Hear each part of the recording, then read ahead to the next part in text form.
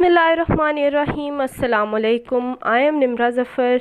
This video is made by Law Mentoring. Before watching the video, it's a humble request to please subscribe the channel and hit the bell icon so that you can get notifications about the new videos timely. अब आते हैं अपने topic की तरफ। आज का जो हमारा टॉपिक है वो है कॉन्स्टिट्यूशन ऑफ पाकिस्तान 1973 का article 175A which is about the appointment of जजेस of supreme court, high court, Islamabad high court and federal Shariat court. इस आर्टिकल में हमने पढ़ना है कि जब किसी जज की अपॉइंटमेंट होती है, बेशक वो जज सुप्रीम कोर्ट का हो, हाई कोर्ट का हो, इस्लामाबाद हाई कोर्ट का हो या फेडरल शरीयत कोर्ट का हो, तो उसकी अपॉइंटमेंट कौन करता है और कितने मेंबर्स होते हैं जो अपॉइंटमेंट करते हैं और प्रोसीजर क्या है उनकी अपॉइंटमेंट का। तो हम वन बाय वन इसे देखेंगे। सबसे पहले हम सुप्रीम कोर्ट की अपॉइंटमेंट के लिए जो मेंबर्स रिक्वायर्ड होते हैं जो उनकी अपॉइंटमेंट करते हैं, फिर हम हाई कोर्ट का देखेंगे, फिर इस्लामाबाद हाई कोर्ट का, देन फेडरल शरीयत कोर्ट का। सबसे पहले ये बात इस आर्टिकल में मेंशन की गई है कि जुडिशल कमीशन ऑफ पाकिस्तान जो कि एक इदारा है, जुडिशल कमीशन एक ऐसी बॉडी है जो कि अपॉइंटमेंट करेगी किसकी, जजेस of supreme court, high court and federal Shariat court की। इतनी बात हमें क्लियर हो गई कि अपॉइंटमेंट करनी किसने है, जुडिशल कमीशन ऑफ पाकिस्तान, ठीक है। लेकिन इसमें कितने कितने मेंबर्स होंगे, जब हम बात करेंगे सुप्रीम कोर्ट के किसी जज की अपॉइंटमेंट की तो मेंबर्स की तादाद और होगी जुडिशल कमीशन ऑफ पाकिस्तान के। जब हम हाई कोर्ट की जज की अपॉइंटमेंट की बात करेंगे तो इसी कमीशन की तादाद जो है वो थोड़ी इंक्रीज़ हो जाएगी, फिर फेडरल शरीयत कोर्ट के लिए तादाद और इंक्रीज़ हो जाएगी। इस तरह इसमें डिफरेंस आता है।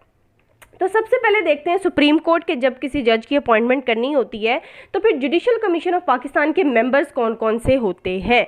सबसे पहले तो एक चेयरमैन होता है जो कि चीफ जस्टिस ऑफ पाकिस्तान होता है। पाकिस्तान का जो चीफ जस्टिस होता है वही जुडिशल कमीशन ऑफ पाकिस्तान का चेयरमैन भी होता है जो कि इसका मेंबर होता है।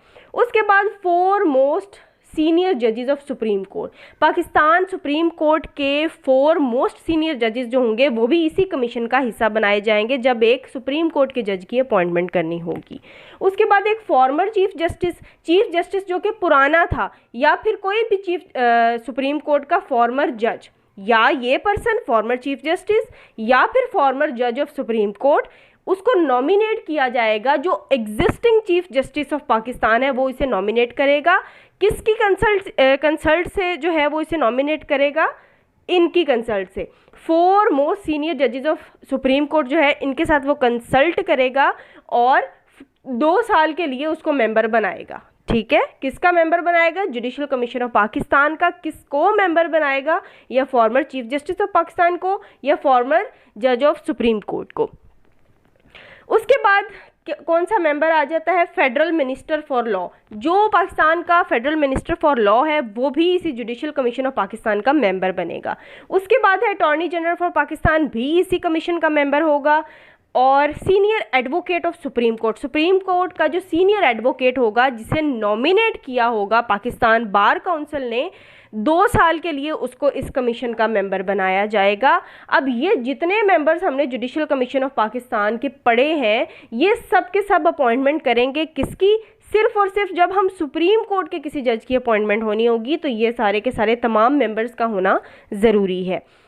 उसके बाद जो चीफ जस्टिस ऑफ पाकिस्तान है उसको कौन अपॉइंट करेगा, प्रेसिडेंट। ये एक अलग से एक सेपरेट बात बताई हुई है कि पाकिस्तान का जो चीफ जस्टिस होता है उसकी अपॉइंटमेंट कौन करता है, प्रेसिडेंट उसकी अपॉइंटमेंट करता है। और वो जो चीफ जस्टिस बनता है वो किन में से बनता है, जो ऑलरेडी सुप्रीम कोर्ट के जजेस होते हैं उनमें से जो सीनियर मोस्ट जज होता है सुप्रीम कोर्ट का उसको as a chief justice appoint किया जाता है।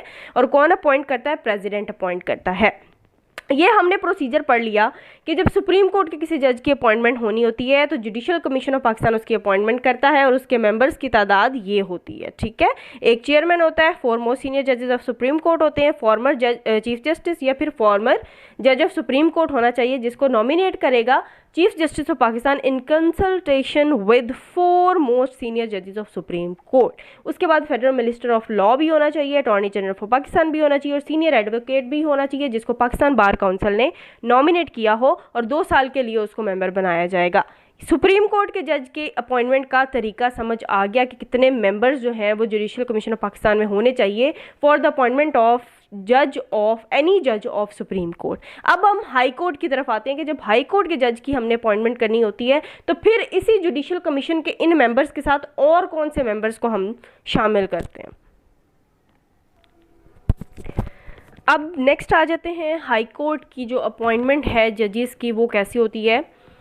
जो कमीशन की तादाद हम लोगों ने क्लॉज 2 में पढ़ी है, जैसे सुप्रीम कोर्ट के जो जज की अपॉइंटमेंट के लिए हम लोगों ने जुडिशल कमीशन ऑफ पाकिस्तान के जो मेंबर्स की तादाद क्लॉज 2 में पढ़ी है वो भी मौजूद होंगे, और उसके अलावा इट शेल ऑल्सो इंक्लूड्स, इसके अलावा जो ये 4 मेंबर्स लिखे हुए ये भी उसके साथ मौजूद होंगे। मतलब तादाद जो है सुप्रीम कोर्ट के जज की निस्बत जो हाई कोर्ट के जज की अपॉइंटमेंट है उसके लिए जुडिशल कमीशन ऑफ पाकिस्तान की तादाद जो है वो ज़्यादा हो गई है। अब क्लॉज 2 में जो कमीशन के मेंबर्स जो बताए हुए हैं उसके साथ साथ chief justice of high court to which the appointment is being made. अब जिस हाई कोर्ट के जज की अपॉइंटमेंट होनी है उसी हाई कोर्ट का चीफ जस्टिस भी उसके साथ मौजूद होगा। पहला एक ये मेंबर आ गया। मतलब for example Lahore high court के अब जज की अपॉइंटमेंट होनी है किसी भी जज की, तो लाहौर हाई कोर्ट के ही चीफ जस्टिस जो होंगे वो मेंबर बनेंगे किसके, जुडिशल कमीशन ऑफ पाकिस्तान के। उसके बाद मोस्ट सीनियर जजेस of that high court, for example Lahore high court के जज की अपॉइंटमेंट होनी है तो लाहौर हाई कोर्ट के ही 4 मोस्ट सीनियर जजेस जो होंगे वो भी उसी कमीशन का हिस्सा बनेंगे। उसके अलावा प्रोविंशियल मिनिस्टर ऑफ पाकिस्तान जो प्रोविंशियल मिनिस्टर ऑफ लॉ जो प्रोविंशियल मिनिस्टर ऑफ लॉ होंगे उस प्रोविंस के जहाँ पर वो हाई कोर्ट सिचुएट करती है, जहाँ वो हाई कोर्ट है, फॉर एग्जांपल पंजाब की लाहौर हाई कोर्ट है तो पंजाब प्रोविंस के जो प्रोविंशियल मिनिस्टर फॉर लॉ है ना वो भी उसी जुडिशल कमीशन ऑफ पाकिस्तान का हिस्सा बनेंगे। उसके बाद एडवोकेट ऑफ हाई कोर्ट, जिस हाई कोर्ट की जज की अपॉइंटमेंट होनी है उसी हाई कोर्ट के एक सीनियर एडवोकेट जिनकी कम अज़ कम प्रैक्टिस जो है वो 15 इयर्स की प्रैक्टिस उनकी होनी चाहिए, और उस एडवोकेट को नॉमिनेट किया हो पाकिस्तान बार काउंसिल ने कि इस जुडिशल कमीशन का मेंबर बना दिया जाए, नॉमिनेट किया हो उसको, तो वो उसका जुडिशल कमीशन का मेंबर बन जाएगा। तो हमने क्या बात देखी कि हाई कोर्ट के जो जज की अपॉइंटमेंट के लिए क्लॉज 2 में जो हम लोगों ने मेंबर्स पढ़े हैं जो कि सुप्रीम कोर्ट के जज की अपॉइंटमेंट के लिए मेंबर्स थे, उसके साथ साथ ये 4 मेंबर्स भी जो है वो ज़रूरी होंगे। लेकिन अब इसकी एक प्रोवाइजो है कि appointment of chief justice of high court, जब हमने उस हाई कोर्ट के चीफ जस्टिस की अपॉइंटमेंट करनी है, ये तो हम जो अपॉइंटमेंट पढ़ रहे हैं ये तो उसके एनी अदर जज की हम अपॉइंटमेंट पढ़ रहे हैं कि किसी भी जज को अपॉइंट करना हो तो ये मेंबर्स होने चाहिए। लेकिन उस हाई कोर्ट के अगर हमने अपॉइंटमेंट करनी है चीफ जस्टिस की तो फिर मोस्ट सीनियर जजेस जो कि इसमें बताए हुए हैं, ये जो मेंबर्स हैं ना मोस्ट सीनियर जजेस ऑफ दैट हाई कोर्ट, ये मेंबर नहीं होंगे। ठीक है, प्रोवाइजो में क्या बताया कि अगर चीफ जस्टिस की अपॉइंटमेंट करनी है उस हाई कोर्ट के तो फिर ये मोस्ट सीनियर जजेस ऑफ दैट हाई कोर्ट जो हैं ये मेंबर्स नहीं होंगे, क्योंकि इन्हीं में से तो चीफ जस्टिस की अपॉइंटमेंट होनी होती है। मोस्ट सीनियर जज जो होता है उस हाई कोर्ट का वही आगे बनता है, जिसको हम कहते हैं चीफ जस्टिस बनता है। वैसे ये चीज़ ज़रूरी नहीं है कि हाई कोर्ट के जजेस के लिए मोस्ट सीनियर जज ही बने, लेकिन बनना तो इसी में से है ना उसने चीफ जस्टिस, तो इसीलिए ये जो है फिर इसके मेंबर्स नहीं होंगे। ये था हाई कोर्ट के जो है जजेस की अपॉइंटमेंट के लिए जो मेंबर्स रिक्वायर्ड थे। अब हम आते हैं इस्लामाबाद हाई कोर्ट के लिए और फेडरल शरीयत कोर्ट के लिए कितने मेंबर्स रिक्वायर्ड हैं। उसके बाद आ जाते हैं जी इस्लामाबाद हाई कोर्ट या फेडरल शरीयत कोर्ट के जो जजेस की अपॉइंटमेंट होनी है या किसी जज की अपॉइंटमेंट होनी है तो कमीशन की तादाद कितनी होगी।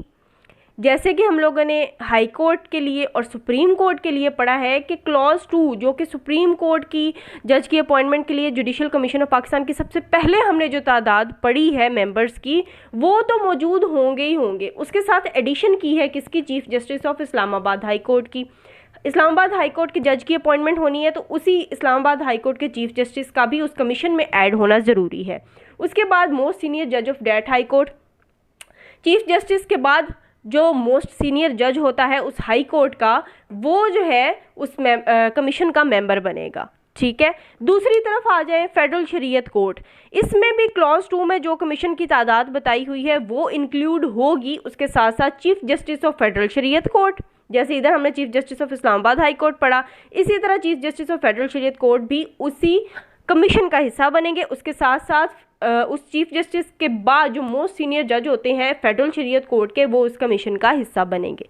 मेंबर्स की तादाद पूरी हो गई। अब आ जाते हैं इसकी प्रोवाइजो पर। इसकी प्रोवाइजो क्या है कि जब चीफ जस्टिस की अपॉइंटमेंट होनी है इस्लामाबाद हाई कोर्ट के, अगर इस्लामाबाद हाई कोर्ट के चीफ जस्टिस की अपॉइंटमेंट होनी है तो प्रोवाइजो ये कहती है कि जो प्रोवाइजो क्लॉज 5 की होगी वही अप्लाई होगी, शैल म्यूटेटिस mutandis apply.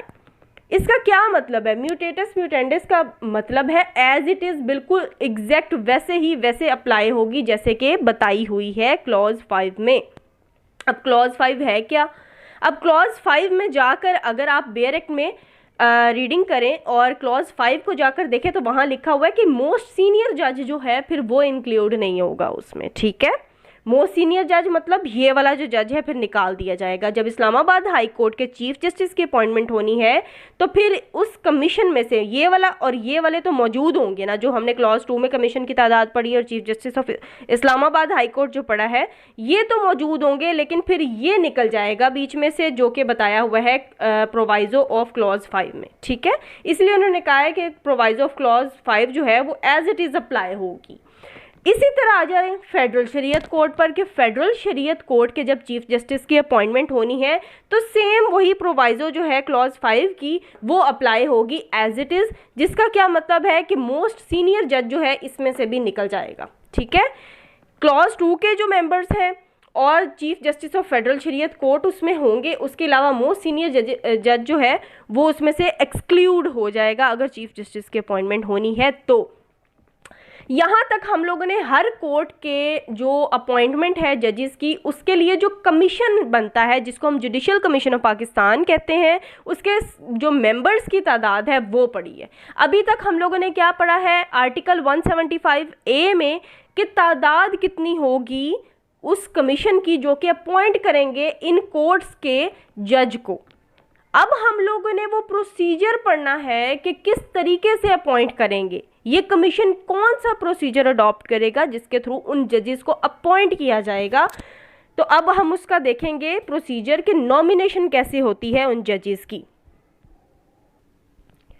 Nomination bye commission. अब जो जुडिशल कमीशन ऑफ पाकिस्तान है, जो जिसके अभी हमने मेंबर्स पढ़े कि हर कोर्ट की जो अपॉइंटमेंट है जज की उसके लिए जुडिशल कमीशन ऑफ पाकिस्तान के मेंबर्स की तादाद कितनी होगी। अब हमने पढ़ना है कि नॉमिनेट कैसे किया जाएगा जजेस को और प्रोसीजर क्या होगा उनको उनकी अपॉइंटमेंट के लिए। तो सबसे पहले जो जुडिशल कमीशन ऑफ पाकिस्तान है वो अपने ही मेंबर्स की मेजॉरिटी की कंसेंट के साथ एक पर्सन को नॉमिनेट करेंगे। नॉमिनेट करके उसे कहाँ भेजा जाएगा? टू पार्लियामेंट्री कमेटी, ठीक है। अपने में से मेजॉरिटी में से एक बंदे को नॉमिनेट किया जाएगा और नॉमिनेशन के बाद उसका नाम कहाँ भेजा जाएगा? पार्लियामेंट्री कमेटी के पास उसका नाम भेजा जाएगा, ठीक है। अब पार्लियामेंट्री कमेटी क्या है? पार्लियामेंट्री कमेटी जो है 8 मेंबर्स की ऐसी कमेटी है। इसके मेंबर्स की तादाद कितनी है? 8 मेंबर्स हैं, 4 नेशनल असम्बली के और 4 ही सेनेट के। अब ये जो 4 नेशनल असम्बली के मेंबर्स हैं इसमें से 2 जो होंगे वो ट्रेजरी बेंचेस में से होंगे और 2 जो होंगे वो अपोजिशन बेंच में से होंगे। ट्रेजरी बेंच क्या होता है? जिनकी हुकूमत होती है, जो हुकूमती बेंच होता है पार्लियामेंट में, उनमें से 2 मेंबर्स होंगे और जो अपोजिशन होती है 2 मेंबर्स वहाँ से लिए जाएंगे। इसी तरह जो सेनेट के हैं उसमें भी 2 ट्रेजरी बेंच में से होंगे और 2 ही अपोजिशन में से होंगे। अब ये जो ट्रेजरी बेंच के 2 मेंबर्स हैं इनको कौन बनाएगा? पार्लियामेंट्री कमेटी का member made by LOH। LOH मतलब लीडर ऑफ हाउस, जो हाउस का लीडर होता है, जो कि ट्रेजरी बेंच का जो लीडर होता है हाउस का, वो उसको बनाता है, ठीक है। उन 2 मेंबर्स को पार्लियामेंट्री कमेटी का मेंबर बनाता है। अब ऑपोजिशन बेंच के जो 2 मेंबर्स होते हैं, 2 नेशनल असम्बली में से और 2 सेनेट में से टोटल मिला के 4 हो गए, मतलब 4 मेंबर ही ट्रेजरी बेंचेस में के होंगे और 4 मेंबर ही ऑपोजिशन के होंगे। तो अब इनको कौन बनाता है? लीडर ऑफ ऑपोजिशन बनाता है। ठीक है, ये हम लोगों ने पढ़ लिया कि पार्लियामेंट्री कमेटी क्या होती है, इसके मेंबर्स कितने होते हैं, कौन कौन से मेंबर्स होते हैं, कहाँ कहाँ से मेंबर्स लिए जाते हैं और इनको कौन कौन बनाता है। ठीक है, अब हम लोग प्रोसीजर देखते हैं कि अपॉइंटमेंट कैसे होती है। जैसे कि हम लोगों ने यहाँ पर पढ़ा है कि commission, judicial commission of Pakistan जो है अपने में से एक मेंबर को नॉमिनेट करता है, उसको पार्लियामेंट्री कमेटी में भेज देता है। पार्लियामेंट्री कमेटी क्या करती है? यहाँ पर कमीशन से कमेटी के पास आया, कमेटी क्या करेगी? या तो इसे कंफर्म कर देगी उसकी नॉमिनेशन को, या नॉट कंफर्म कर देगी तो अपॉइंटमेंट हो जाएगी, नहीं कंफर्म करेगी तो अपॉइंटमेंट नहीं होगी, डिले हो जाएगी। लेकिन आगे मजीद इसका प्रोसीजर है। अगर वो कंफर्म करती है तो कमीशन जब कमेटी को नॉमिनेशन भेजेगी तो विद इन 14 डेज उसको कंफर्म करना पड़ेगा। और कंफर्म कैसे होगी कि उस कमेटी 8 मेंबर्स की जो कमेटी होती है उसमें मेजॉरिटी की कंसेंट होनी चाहिए। ठीक है, मेजॉरिटी मेंबर्स अगर उसको कंफर्म करते हैं तो फिर उसको उस नॉमिनेट किए हुए बंदे को का नाम जो है वो भेजा जाएगा प्रेसिडेंट के पास। प्रेसिडेंट के पास कौन भेजेगा? प्राइम मिनिस्टर के थ्रू भेजा जाएगा और वो प्रेसिडेंट क्या करेगा? उस बंदे को एज अ जज जो है वो अपॉइंट कर देगा। अगर तो कमीशन कमेटी को नॉमिनेशन जो है वो भेजती है और ये कंफर्म नहीं करती विद इन 14 डेज, तो फिर उसके बाद 3/4 मेजॉरिटी चाहिए। इसमें तो हम लोगों ने टोटल मेजॉरिटी की बात की ना, कि टोटल मेजॉरिटी उसकी उस टोटल मेंबर्स की में से जो मेजॉरिटी होगी उसका वोट चाहिए होगा उसको कंफर्म करने के लिए। लेकिन अगर कंफर्म नहीं करना तो 3/4 मेजॉरिटी उसकी चाहिए। पार्लियामेंट्री कमेटी की 3/4 मेजॉरिटी की कंसेंट चाहिए कि उसको कंफर्म ना किया जाए, और उसके साथ साथ उसकी रीजंस भी बताई जाएंगी कि कंफर्म क्यों नहीं करना है, इसको एज अ जज अपॉइंट क्यों ना किया जाए। जो नॉमिनेशन पीछे से आई है उसको ऐसे जज जो है वो क्यों ना अपॉइंट किया जाए। तो उसके बाद दोबारा से जो है री नॉमिनेशन होगी। जो ये पार्लियामेंट्री कमेटी होगी जो है ये वापस भेज देगी रीजंस के साथ कि इस पर्सन को इन रीजंस की बना पर जो है जज अपॉइंट नहीं होना चाहिए। फिर क्या होगा? जब वापस चला गया है ये कमीशन के पास तो कमीशन दोबारा से एक पर्सन की नॉमिनेशन भेजेगी आगे। एक बंदे को नॉमिनेट किया जाएगा, कमीशन एक बंदे को नॉमिनेट करेगा, दोबारा से कमेटी की तरफ भेजेगा और फिर विद इन 14 डेज वो उसको कंफर्म करेंगे। और उसके बाद same as it is procedure होगा कि कंफर्म करने के बाद प्राइम मिनिस्टर के थ्रू उसको प्रेसिडेंट को भेजा जाएगा और प्रेसिडेंट उसकी अपॉइंटमेंट कर देगा। और अगर फिर दोबारा से कंफर्म नहीं होता तो फिर दोबारा से वही री नॉमिनेशन वाला प्रोसीजर जो है वो चल पड़ेगा। तो ये था आर्टिकल 175A, जिसमें हमने क्या पढ़ा है? सबसे पहले तो हम लोगों ने जुडिशल कमीशन ऑफ पाकिस्तान की तादाद मेंबर्स की पढ़ी है हर जज को अपॉइंट करने के लिए। For example supreme court, high court, federal Shariat court या इस्लामाबाद हाई कोर्ट, तो हर हाई कोर्ट या सुप्रीम कोर्ट या फेडरल शरीयत कोर्ट के जज की अपॉइंटमेंट के लिए डिफरेंट मेंबर्स की तादाद होती है। ठीक है, और उसके बाद हम लोगों ने क्या पढ़ा है? Nomination bye commission. कमीशन जो है वो एक बंदे को मेजॉरिटी में से एक ही बंदे को नॉमिनेट करता है और उसको पार्लियामेंट्री कमेटी के तरफ भेजता है। पार्लियामेंट्री कमेटी ने आगे क्या करना होता है? उसकी अपॉइंटमेंट करनी होती है एज अ जज, और उसको कंफर्म करना होता है या नॉट कंफर्म करना होता है। और जब कंफर्म कर देते हैं तो फिर प्रेसिडेंट के पास भेजा जाता है थ्रू प्राइम मिनिस्टर, उसकी जज की अपॉइंटमेंट हो जाती है। So this was all about our today's lecture. Thanks for watching the video, and if you like the video then don't forget to like, share and comment. Thank you so much.